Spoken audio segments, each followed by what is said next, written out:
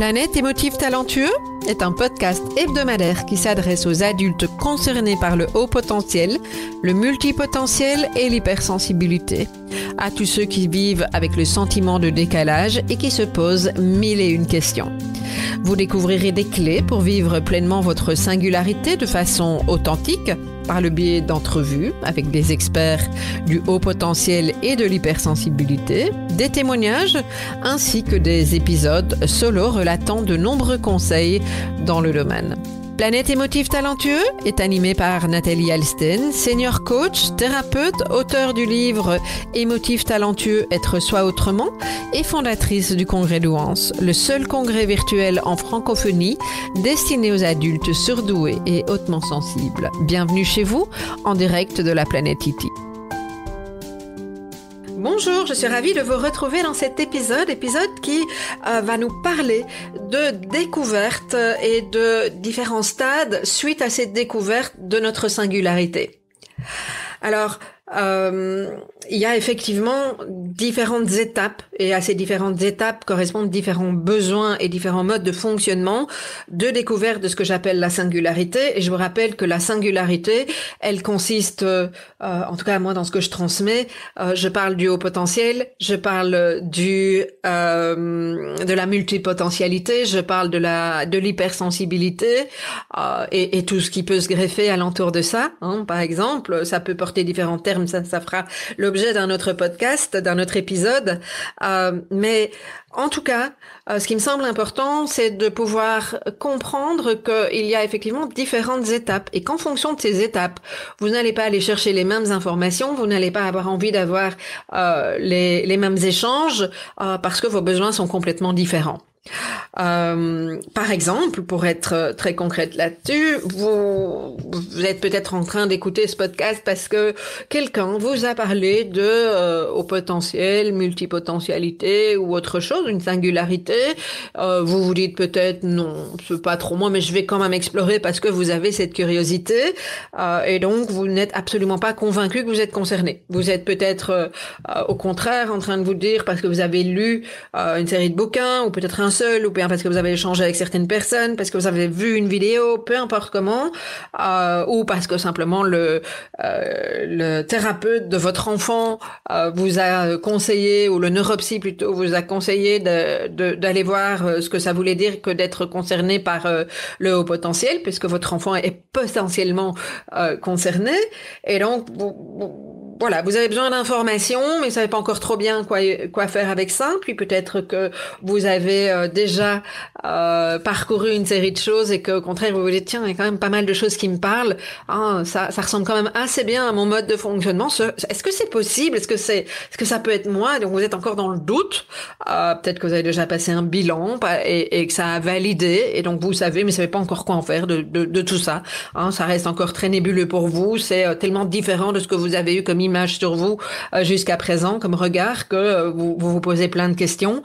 Et puis peut-être que vous êtes tout à fait à l'aise avec cette grille de lecture et que pour vous c'est devenu une seconde nature, ça fait partie de vous, vous êtes tout à fait au clair avec ça.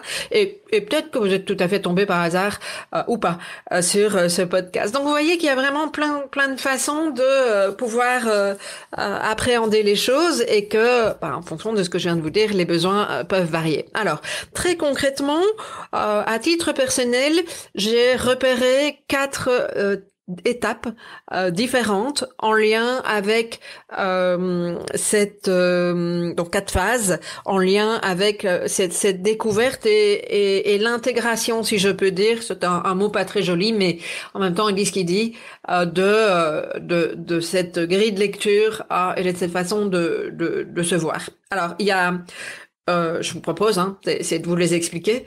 Il y a une première étape qui évidemment n'est pas consciente puisqu'on ne la relie pas encore à cette singularité.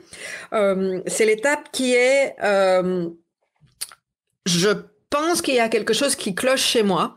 Bon, ça c'est ma façon de le dire, mais je tourne pas rond. C'est quoi le problème avec moi? Je suis pas ok. Je fonctionne pas comme les autres. Je me sens vraiment en décalage. Et et beaucoup de personnes cherchent, hein, à titre d'exemple personnel. Moi, j'ai fait énormément de travail sur moi pendant des années. J'étais excessivement consciente de mon côté émotion exacerbée. Donc, j'avais exploré le champ de l'intelligence émotionnelle, qui est devenu une de mes spécialisations d'ailleurs au niveau du travail. J'avais beaucoup travaillé sur moi. Je m'étais vraiment développée, mais il me manquait vraiment, ça, je l'ai déjà dit, mais cette pièce, cet élément qui reliait le tout, qui était effectivement qui est toujours d'ailleurs le haut potentiel. Et alors c'est amusant parce que parfois on vous le dit ou on me l'a dit. Et je ne m'en rappelle même plus en fait, mais je sais que c'est vrai parce que les personnes qui me l'ont redit quand j'ai dit mais tu sais quoi, je suis concernée par le haut potentiel, c'est une explosion chez moi. Et ces personnes m'ont regardé en me disant mais Nat, on te l'avait déjà dit. Et moi, je m'en rappelais même pas. Alors, oui, plusieurs personnes qui me l'ont dit, donc je n'ai aucun doute sur le fait que ce soit vrai. Mais il y a effectivement, à ce moment-là, une forme de déni. C'est comme si on pouvait pas l'entendre si on nous le dit. On se dit oui, non, ça c'est pas pour moi parce qu'on a encore plein de stéréotypes sur cette grille de lecture, sur ce que ça veut dire que d'être concerné par cette singularité, ou simplement on ne sait même pas que ça existe, on n'en a jamais entendu parler. Et donc on cherche. Et vous savez, quand on sait pas ce qu'on cherche, on explore. Et parfois, on arrive à trouver cette pièce manquante assez rapidement. Parfois, c'est un petit peu plus long, hein, comme ça a été mon cas. Moi, j'avais 45 ans et ça faisait une vingtaine d'années que je faisais du développement personnel. Donc voilà. Et j'ai toujours, ça n'est pas une question de temps, c'est le moment où ça doit arriver et puis voilà. Le moment où effectivement on réalise donc hein, cette transition entre cette première phase et cette phase suivante, hein, qui est la phase que j'appelle de phase de révolution.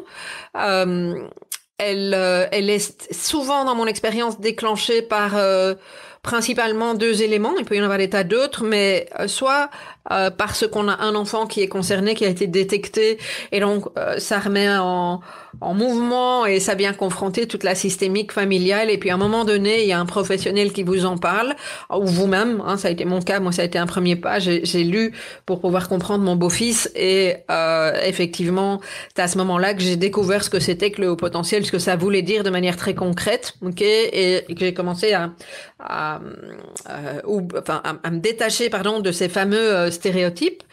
Un deuxième cas dans lequel les personnes découvrent qu'elles sont concernées, c'est lors d'un burn-out. Et plus spécifiquement, burn-out qui est apparu par ce mode de fonctionnement qui a consisté à se suradapter pendant des années, à s'adapter à un environnement qui n'était pas approprié, à s'adapter à des choses, des demandes qui ne nous correspondaient pas, toujours parce que, je reviens à ce que je disais juste avant, quand on pense qu'on n'est pas adapté, qu'on n'est pas dans la norme, qu'est-ce qu'on fait? On essaye l'être humain fonctionne comme ça, hein. L'être humain a besoin d'être en lien, l'être humain a besoin d'être en connexion avec une communauté, même si elle est petite.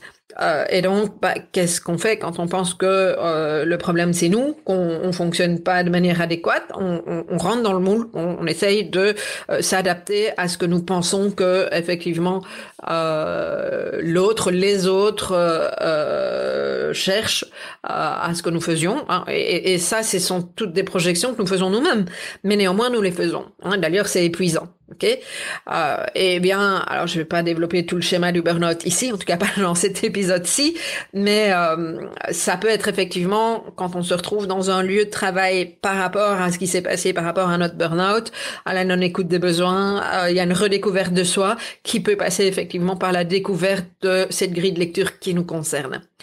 Alors, une fois qu'on a mis des mots, c'est pas juste du jour au lendemain qu'on se dit ouais c'est bon. Il y a toute une série d'émotions. Il y a très souvent ce que j'appelle un feu d'artifice émotionnel qui se déclenche. Et dans cette phase-là, il y a plusieurs étapes. Moi, je vois d'abord, c'est la phase que j'appelle de révolution parce que tout explose, et puis de révélation. Alors, chez certaines personnes, elles peuvent aller dans l'autre sens, mais il y a vraiment un moment donné, c'est waouh, je conscientise que je pourrais être concernée. Pourquoi? Parce que je lis une série de critères, je lis des livres et je me retrouve dans ces exemples-là. Et en fait, on fait des allers-retours sur c'est pas possible, je doute, oui, ça peut être moi, mais si, mais voilà, et ça donne du sens. Et cette période, elle est excessivement riche, effectivement, parce que riche émotionnellement, parce qu'on passe par différentes choses, parce que on essaye de se comprendre. On passe par alors il y a toute une série de phrases qui peuvent venir. C'est pas possible. On peut se marteler. Non, moi je suis pas intelligente. C'est ma sœur qui est intelligente. J'ai été nulle à l'école. C'est pas possible. On m'a toujours dit que j'étais pas assez intelligent. On m'a fait croire que j'étais même bête parfois. Ok. J'ai jamais été compris, mais les autres ont pas compris comment je fonctionnais. Il faut que je leur explique. Ah oui, je suis hypersensible, éventuellement multipotentiel. C'est pour ça que moi j'utilise plein de mots, mais certainement pas au potentiel. Et voilà, il y a ce feu d'artifice qui à la fois nous donne du sens à notre histoire, à ce qui s'est passé, à pourquoi on n'a pas réussi à ce que parfois nous nommons à nous intégrer, pourquoi on se sent en décalage, pourquoi on a un mode de fonctionnement qui est différent des autres, et en même temps ça peut être une espèce de soupe. Le mot n'est pas très joli, mais dans notre tête, c'est un feu d'artifice émotionnel parce que ce sont des repères que nous sommes en train de perdre.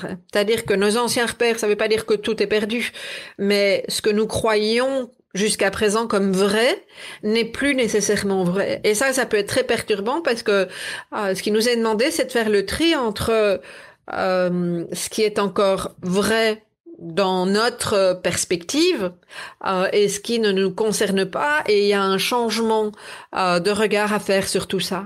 Ok, donc par exemple sur le sentiment de décalage, pour donner quelque chose de concret, le sentiment de décalage, ça veut pas dire que parce qu'on découvre qu'on est concerné par une singularité ou l'autre que le sentiment de décalage n'existera plus. Par contre, le fait de pouvoir nous accueillir dans un mode de fonctionnement qui est spécifique, différent, mais qui est tout à fait ok.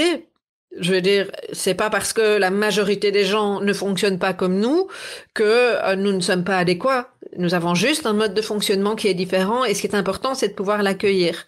Ok? Et donc, ça veut pas dire que le sentiment de décalage ne sera plus là. Mais par contre, la façon dont on va apprendre à accueillir notre sentiment de décalage, alors c'est pas une baguette magique du jour au lendemain, mais petit à petit, les choses peuvent se mettre en place pour que on puisse donner du sens à ce mode de fonctionnement et à ce sentiment de décalage. Puis il y a toute une série de choses à mettre en place, qui se retrouver avec des personnes qui fonctionnent comme nous, qui fait que voilà, on peut apaiser cet aspect-là des choses et sortir de mais non, je suis pas folle, mais non, c'est pas moi le problème, c'est juste que je fonctionne pas comme les autres, je ne l'avais pas compris, les autres ne le savaient pas non plus, c'est la faute à personne, c'est juste qu'on s'est pas rencontrés puisque nous n'avons pas la même manière d'aller rechercher nos besoins et le même mode de fonctionnement. Donc la phase de révolution, ça peut faire des étincelles. Pour certaines personnes, ça peut se traduire par une forme de déni, ou en tout cas de surtout tout garder pour soi parce qu'on ne veut pas en parler, ou au contraire, on a vraiment besoin d'en parler énormément. Moi, ça a été mon cas. J'ai eu besoin d'aller échanger avec des personnes de confiance, bien entendu, et c'est ce que je vous conseille de faire, d'être assez vigilant à qui vous en parlez. C'est une période aussi où quelque part on a envie d'expliquer à un certain moment pourquoi telle chose était compliquée, etc. Parce qu'on a envie d'être reconnu là-dedans. Alors ça peut jouer quelques mauvais tours parce que tout le monde n'est pas prêt à entendre ce que vous avez à leur dire, surtout dans l'effervescence dans laquelle vous êtes. Il y a déjà de l'effervescence chez nous, mais là, il y en a encore plus. Voilà. Et cette phase, elle est très associée à ce que j'appelle la révélation. Ça va ensemble, c'est pas quelque chose de binaire l'un après l'autre, mais voilà, dans mon expérience, il y a d'abord la révolution et puis arrive la révélation, puis parfois c'est le contraire, d'abord la révélation et puis pouf, une révolution, peu importe, c'est pas ça qui est important, ce qui est important c'est de pouvoir identifier le mécanisme. Et quand on est dans cette révélation, il y a quelque chose qui est en train d'émerger. Il y a quelque chose qui est de l'ordre des possibilités qui s'ouvrent. Il y a quelque chose de l'ordre de en ce qui me concerne, mais c'est si j'ai reçu ce mode de fonctionnement et ces compétences et voir ces dons-là, je peux en faire quelque chose. Je le répète très souvent, mais je l'entends aussi de beaucoup de personnes. Ça veut dire aussi, mais non, je suis pas le vilain petit canard qu'on m'a appris que j'étais ou qu'on a essayé de me faire croire que j'étais. Je suis un grand aigle ben il y a une possibilité de m'envoler. Je ne sais peut-être pas encore comment, mais il y a une révélation. Là, ça veut dire que si j'ai du potentiel, peut-être que je ne sais pas encore l'utiliser, mais il y en a. Il y a une ouverture aux possibilités qui est en train de se mettre en place. Ok, je peux prendre une autre métaphore parce que j'aime bien utiliser. Je trouve que ça peut être assez parlant pour certains d'entre vous. Si j'ai cru que j'avais comme véhicule une petite 2 chevaux, je sais pas si ça existe encore les 2 chevaux aussi. Les jeunes me comprendront, mais les 2 chevaux, effectivement, c'est des petites voitures très sympas, mais qui vont pas très loin et pas très vite, ok. Et puis je découvre que j'ai potentiellement le moteur d'une Ferrari. Ah, évidemment, c'est tout à fait autre chose. Hein, c'est tout à fait d'autres perspectives par rapport à ce que je peux faire, comment je peux le faire, à quelle vitesse je peux le faire, et il y a cette acceptation qui peut commencer à se mettre en place. Même si une fois de plus, c'est important de pouvoir apprendre à conduire une Ferrari. Hein, si j'ai eu l'habitude de conduire une 2 chevaux ou d'avancer sur un vélomoteur pendant des années, je ne m'assieds pas dans une Ferrari avec un moteur super puissant en mettant juste la clé et en démarrant. Il va y avoir une réappropriation pour pouvoir avancer de manière correcte avec ce type de moteur. Donc la révélation, phase effectivement importante qui suit cette révolution. On a besoin dans cette phase-là de se renseigner. Ça va être des livres, des forums, des vidéos, des formations. Moi, c'est pour ça que je propose le Congrès d'Ouan. C'est toute une série de formations qui aident justement à comprendre les choses de manière fiable. On a besoin de comprendre pour guérir. Ça ne veut pas dire qu'on guérit nécessairement.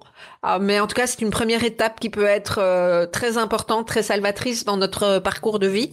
On a besoin de revisiter son histoire de vie avec cette nouvelle grille de lecture, d'être écouté. C'est un moment où il est particulièrement important et c'est assez sensible d'être écouté par des personnes qui soit sont passées par les mêmes étapes que nous ou qui savent ce dont il s'agit en se méfiant. Et ça, c'est vraiment un conseil, si je peux me permettre, des personnes qui ne savent pas plus ce que c'est que le haut potentiel ou l'hypersensibilité, qui ne sont pas nécessairement dans des phases d'acceptation d'elles-mêmes, même si vous pensez qu'elles sont concernées et que c'est évident pour vous. Soyez attentifs à qui vous allez partager ça, parce que c'est d'autant plus important que vous soyez écouté, que vous soyez entendu, que vous soyez compris dans ce que vous êtes en train de vivre de très important comme étape. Et sans jugement. À titre personnel, je me rappelle, moi une fois de plus, c'est pas le cas de tout le monde. Il y a des personnes qui trouvent qu'elles ont gâché leur vie, ou en tout cas cette première partie de vie. Ça peut changer, mais il y a des gens qui sont là-dedans, qui se disent qu'elles ont perdu des années et qui ont presque honte de découvrir ça et d'en parler. Ok, ça se travaille aussi. Ça demande du temps d'intégration, mais ce que je peux observer, c'est quand on prend ce temps-là et que on cherche à se renseigner, qu'on fait ce travail sur soi, peu importe comment on le fait, ça se transforme. D'accord? Mais pour revenir aux personnes à qui vous pouvez en parler, à titre personnel, je me souviens avoir parlé à un de mes collègues avec qui, à l'époque, je me sentais en confiance en tout cas. Un de mes collègues qui, alors c'est très amusant, ça fait partie de mon parcours, mais qui me disait souvent, qui me conseillait, et je m'ai conseillé entre guillemets, de faire les choses d'une certaine manière. Alors, je sais que cet homme est tout à fait concerné par le haut potentiel. Je suis par contre aujourd'hui pas du tout convaincue qu'il le sache et qu'il le croit en ce qui le concerne, hein, et c'est pas rien.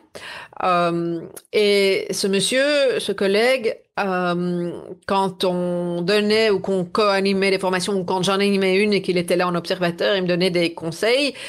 Il y avait quelque chose de très cadrant dans sa manière de fonctionner, quelque chose qu'aujourd'hui je vois, je ressens comme rigide, et qui ne laissait pas de la place à mon besoin de d'aller dans le flow avec les participants en contact, et de parfois sortir, même assez souvent, d'un programme minuté chaque 5 minutes sur ce qu'on faisait. Et donc, ça avait été assez compliqué avec ce collègue. Et quand j'ai découvert cette grille de lecture de haut potentiel, en tout cas, je me suis dite, mais c'est pour ça que je n'arrive pas à suivre un truc dans les cases. Un timing 5 minutes par 5 minutes. Moi, je peux pas, je m'enferme là-dedans. C'est probablement pour ça que j'ai besoin de faire les choses entre guillemets à ma manière, même si l'objectif posé par le client était rencontré. Et donc, je lui ai dit, mais tu sais, j'ai redécouvert, machin. Et en fait, la réponse, je peux en rire aujourd'hui, mais j'ai pas trouvé ça drôle du tout à l'époque. Au potentiel, c'est une mode, ce truc-là, quoi. Et quoi, t'as passé un test pour pouvoir dire ça? Et il se trouve qu'à l'époque, je ne l'avais pas encore fait. Ok, j'avais pas encore passé mon bilan. Et je me suis retrouvée, il m'aurait mis une gifle, ça aurait été la même chose. Et ça a été quelque chose de très douloureux parce que je ne me suis pas sentie du tout accueillie dans ce que j'avais à dire. Je l'ai vécu comme un jugement, parce que c'était probablement. Et avec le recul aujourd'hui, je me rends compte que ça parlait aussi de lui, et surtout de lui et de sa non-capacité de pouvoir identifier qu'il était concerné par ça. Donc voilà, c'est une petite anecdote, mais voilà, quand je vous dis d'en parler, faites-le avec testez, hein, allez-y tout doucement. N'arrivez pas avec votre grand drapeau en disant ouais, je suis au potentiel et votre grande banderole. Ça risque de coincer chez certaines personnes, notamment au niveau de votre du monde de l'entreprise, hein, de votre travail. Je ferai un autre épisode sur à qui le dire et comment le dire parce que je pense que c'est vraiment important. Ok. Alors c'est une période, comme je le disais tout à l'heure, qui nous permet de trouver des nouveaux points de repère. Donc c'est une période qui demande du temps. Et vraiment, on peut pas aller vite là-dessus. Alors, en fonction de ce que vous aviez déjà fait comme travail sur vous, ça va pas prendre le même temps pour tout le monde. Mais c'est vraiment une période de digestion et d'intégration de ce que ça veut dire pour nous. Voilà. À la fin de cette phase-là, j'ai tendance aujourd'hui à parler de réalignement. C'est quoi le réalignement? C'est de pouvoir identifier, mais finalement, quels sont nos besoins en lien avec notre mode de fonctionnement. Alors, les besoins des êtres humains, ils sont tous les mêmes, sauf que un même besoin ne va pas se traduire de la même manière d'une personne à l'autre, d'accord?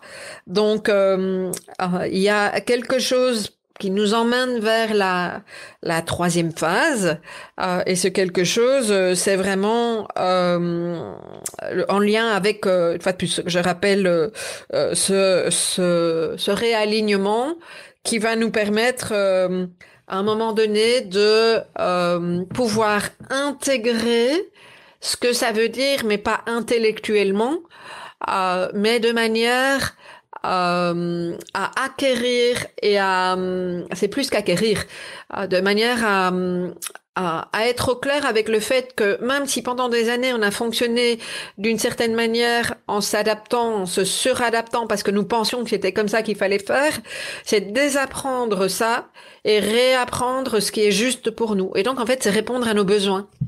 Répondre à nos besoins, ça repasse très souvent par la réidentification de nos valeurs, ce qui est important pour nous, ce qui nous motive. Je vous donne un exemple au niveau du multipotentiel. Le simple fait de pouvoir observer que nous avons beaucoup de plaisir de faire différentes choses, à faire différentes choses au niveau du travail et que c'est finalement tout à fait ok de changer de fonction tous les 2 ans parce que ça fait partie de notre mode de fonctionnement, ça passe par effectivement ce que j'appelle le réalignement. Important parce que ça peut être compliqué à accueillir si on n'arrive pas à donner du sens au pourquoi du comment de cette manière de fonctionner, qui nous appartient. Je sais pas que c'est bien ou que c'est pas bien, c'est juste nous. Hein. Alors, il se trouve que c'est pas la majorité des gens, et il se trouve probablement aussi que vous avez très certainement, si vous fonctionnez de cette manière-là, entendu des tas de personnes vous dire que c'est compliqué de faire plusieurs choses en même temps, que vous devriez vous centrer, que vous changez trop souvent de travail, que vous vous dispersez, etc. Je répète souvent ces mots-là, mais c'est très souvent ce qu'on entend. Ok. Et donc dans cette étape-là, on est vraiment dans, une fois de plus, la réappropriation de qui nous sommes, cette façon de mettre de la fluidité dans notre vie. Alors ça peut générer parfois quelques tensions, ok, mais ça fait partie de la vie. Hein. La vie, c'est pas toujours quelque chose de simple et fluide, mais ça peut alentour de vous creuser certains écarts, mais généralement avec des personnes qui sont pas prêtes à vous accueillir tel que vous êtes. Donc, moi, je me dis, finalement, c'est peut-être pas plus mal. Vous avez de fortes chances, en tout cas, si vous faites ce qu'il faut pour ça, de rencontrer des personnes qui, au contraire, fonctionnent comme vous, de vous autoriser toute une série de choses comme vous étiez pas autorisé avant. Alors, c'est sûr que ça demande une phase d'introspection, à travers des lectures, à travers l'écoute de ce podcast, par exemple, à travers moi j'ai une chaîne YouTube aussi où je vous donne des informations, hein, je vous amène régulièrement des nouveautés pour vous aider à mieux vous comprendre, et en fait c'est vraiment la phase où vous commencez à remettre les bonnes pièces au bon endroit, où vous allez repérer probablement plus facilement les personnes avec qui vous allez vous autoriser à échanger des choses, et ça va cliquer beaucoup plus vite. Hein. C'est une phase dans laquelle vous commencez à vous respecter, à identifier quels sont les environnements qui vous correspondent plus que d'autres, de sortir de la suradaptation. Ça peut prendre un temps, mais c'est OK. Alors, ce qui est important, c'est de pouvoir avancer. Et puis surtout aussi, c'est une phase dans laquelle on commence à accepter que nous avons un besoin de stimulation, de nouveautés, qui est de projets, etc. Alors ça varie d'une personne à l'autre, hein, mais qui n'est pas identique au commun des mortels. Voilà. Et parfois, vous aurez dans cette phase-là besoin d'être accompagné pour faire le point, pour revenir à vous. Parce qu'une fois de plus, je réinsiste sur le fait que ce sont de nouveaux points de repère à identifier, à appréhender et sur lesquels vous allez pouvoir vous poser. En fait, c'est un petit peu comme si vous aviez des nouvelles fondations. Si je reprends mon exemple du moteur de Ferrari, eh bien, dans cette phase-là, qu'est-ce que vous faites? Vous apprenez à comprendre non seulement comment fonctionne le moteur de Ferrari, mais aussi comment vous allez conduire une Ferrari. Avec des périodes essais-erreurs, vous allez peut-être avoir besoin de quelqu'un qui va être à côté de vous pour vous montrer. Vous allez suivre une formation, que sais-je, mais c'est vraiment la même chose, ok? Mais vous assumez que vous avez un moteur de Ferrari ou que vous êtes l'aigle. Ok, et que si vous êtes l'aigle, ça vous donne d'autres possibilités que le petit poussin ou quoi que ce soit que vous croyez que vous étiez avant. Ok. Donc ça c'est la troisième phase, et en fait, alors il y a pas une période, et c'est pas je passe de la 2 à la 1, de la 1 à la 2, pouf. De la 2 à la 3, même chose. C'est juste que parfois il peut y avoir des allers-retours. Moi, mon objectif ici, c'est de vous donner des points de repère et vous montrer que ça prend du temps, mais que ça vaut la peine de prendre ce temps-là pour se réapproprier notre vraie nature et aller à l'écoute de soi et savoir qui nous sommes. Pour en arriver finalement à terme à cette quatrième phase, qui est vraiment la phase où on a intégré qui nous sommes, à travers cet alignement, hein, et c'est cette réalisation de soi, hein, c'est plutôt la phase de réalisation, je dirais. Cette phase de réalisation de soi, Ça correspond vraiment à cette période où on a mis en place toute une série de choses pour pouvoir vivre une vie épanouie qui nous correspond. On a pris le temps d'apprendre à se connaître. On a pris le temps d'apprendre à s'accueillir, à ouvrir le cœur. Ça veut pas dire que tout est parfait, parce qu'une fois de plus, la vie, c'est des up and down. C'est un apprentissage permanent. C'est des étapes sur lesquelles on avance. C'est vraiment un chemin. Et ça, je trouve que c'est absolument génial en ce qui me concerne. Mais ce qui est intéressant dans cette partie réalisation de soi, une fois de plus, par rapport à cette grille de lecture de sa singularité, c'est que on avance en étant même plus conscient de cette grille de lecture-là. C'est-à-dire que moi, j'ai souvent, si je ne travaillais pas si je n'avais pas à offrir à ma communauté tout ce que je fais alentour des émotifs talentueux et de toute cette singularité, je pense que ça ne me viendrait même plus à l'esprit de savoir que je suis concernée par le haut potentiel. Pourquoi? Parce que j'ai accepté mon mode de fonctionnement, que je sais que je fonctionne d'une certaine manière. Alors peut-être que ce qui pourrait se passer, ce qui se passe encore aujourd'hui, c'est que dans certains environnements, je me rends compte que je fonctionne vraiment de manière différente et que ou que j'essaye de dire quelque chose à quelqu'un dans un contexte tout à fait autre que mon contexte professionnel, et j'ai l'impression que je suis pas comprise, peut-être parce que je parle tellement vite ou que j'oublie d'expliquer le raisonnement de ma pensée, que j'imagine que l'autre en face de moi est censé comprendre. Eh ben non, elle comprend pas. Donc peut-être que ça va me revenir à l'esprit en me disant, ouais, t'as pas le même mode de fonctionnement que cette personne-là, donc voilà, change ton mode de communication, vois de quoi la personne a besoin, comment elle fonctionne pour voilà, qu'on puisse se comprendre. Et peut-être que je vais me redire, bah oui, ça c'est ton mode de fonctionnement au potentiel, et peut-être que je ne me le dirai même pas. Ok, ça n'est pas nécessaire. Mais en tout cas, cette phase-là est une phase sur laquelle on est absolument plus centré sur ça, mais on est centré sur l'acceptation de soi et sa manière de fonctionner, et donc dans une forme d'authenticité. Ok. Voilà ce que j'avais envie de vous partager sur ces différentes phases. Alors je sais pas très bien où vous, en m'écoutant, est-ce que vous avez pu identifier dans quelle phase vous êtes? A priori, si vous m'écoutez, vous n'êtes déjà plus dans la phase 1, puisqu'il y a eu à un moment donné un déclic qui fait que vous avez eu envie d'écouter un podcast qui concerne les émotifs talentueux, dans lesquels j'inclus, je vous rappelle, le haut potentiel, la multipotentialité, l'hypersensibilité, et toute la terminologie sera aussi l'objet d'un autre épisode qui est alentour de ça, bien entendu. Donc voilà, ce que j'ai envie de vous proposer maintenant, c'est de vous offrir un guide qui va vous permettre d'aller plus loin et d'identifier une série de choses. C'est un guide qui effectivement concerne les 4 étapes de découverte de sa singularité. Alors pour pouvoir avoir accès à ce guide, c'est très facile. D'abord www.emotifs-talentueux avec un x.com, c'est le nom de mon site, /4 phases. 4 le chiffre, phase PHASES.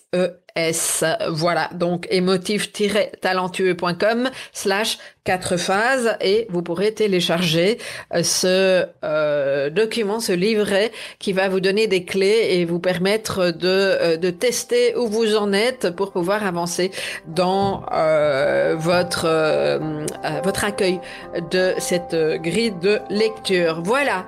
Alors, je vous invite aussi, si vous avez aimé ce podcast et si vous avez envie d'entendre d'autres épisodes, surtout prenez le temps de vous abonner pour qu'on puisse se retrouver très prochainement sur une nouvelle thématique de la planète émotif talentueux. À très bientôt.